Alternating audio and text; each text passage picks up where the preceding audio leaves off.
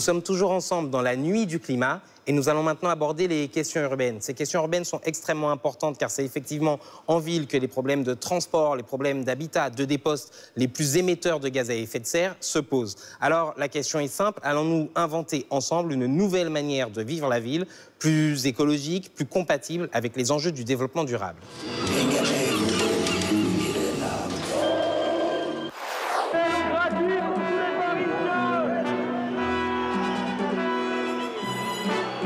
Dans les années 70, des manifestants à vélo s'opposent déjà au règne de la voiture dans Paris. Mais affronter le lobby de l'automobile n'est pas chose facile. Ces barbus aux cheveux longs, contestataires, sont violemment réprimés. Sur les périphériques à l'extérieur, entre la porte d'Auteuil... En 1996, la loi sur l'air est votée.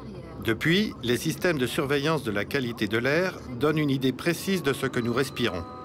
Les teneurs en oxyde d'azote ont légèrement augmenté. Le dioxyde de soufre, le monoxyde de carbone et le benzène baissent. Adopté en 2009, le deuxième plan national santé-environnement définit un plan d'action contre les particules fines très nocives pour les poumons. Enfin, les émissions de CO2, principal gaz à effet de serre, ont baissé de 6%, ce qui permet à la France de respecter ses engagements pris à Kyoto. Reposez-vous. On sait que le dioxyde de carbone, lorsque les taux plus importants vont être atteints, pourrait théoriquement avoir un certain nombre de conséquences, puisqu'on ne peut pas vivre avec des taux de dioxyde de carbone trop élevés.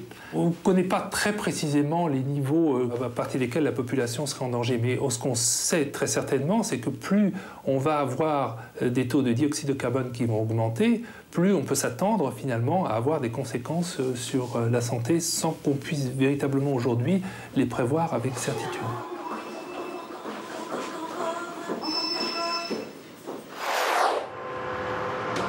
Toutes les mesures de circulation réduite plus ou moins respectées en cas de pic de pollution révèlent leur inefficacité.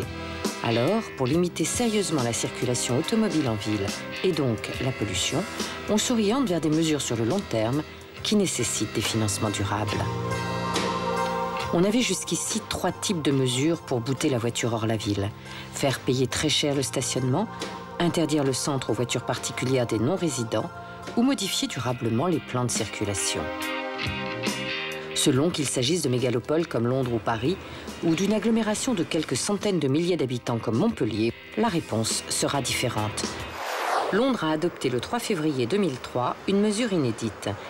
Le principe est simple. Pour circuler en zone centrale, entre 7h et 18h30, il faut avoir acquitté au préalable une taxe de 7,35 € pour la journée.